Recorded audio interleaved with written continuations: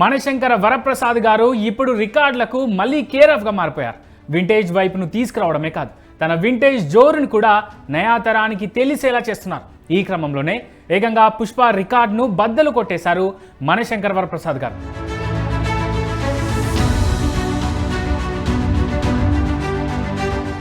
Pan India లెవెల్లో వచ్చిన Pushpa cinema ఓవరాల్గా 350 కోట్ల వసూళ్లను రాబట్టింది. అదే మనశంకర వరప్రసాద్ గారు కేవలం 18 రోజుల్లోనే 358 కోట్ల కలెక్షన్స్ రాబట్టి సరికొత్త రికార్డు క్రియేట్ చేశారు. తన విశ్వరూపం తడాకా ఏంటో బాక్స్ ఆఫీస్కి మరోసారి రుచి చూపించారు.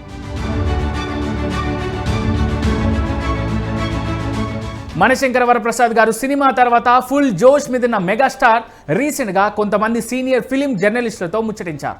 ఈ క్రమంలోనే మరోసారి తనకు రాజకీయాలతో ఎలాంటి సంబంధం లేదని స్పష్టం చేశారు. ఇటీవల తాను దావోస్ వెళ్లడం యాదృచ్ఛికంగా జరిగిందన్న చిరు తనకు అన్ని పార్టీల నేతలు మిత్రులే అంటూ చెప్పుకొచ్చారు. సినిమా రాజకీయం రెండు రంగాలను నెట్టుకు రావడం తనకు సాధ్యం కాలేదని, కానీ తన తమ్ముడు పవన్ కళ్యాణ్కు ఆ సమర్థత ఉందంటూ ఇంట్రెస్టింగ్ కామెంట్ చేశాడు మెగాస్టార్.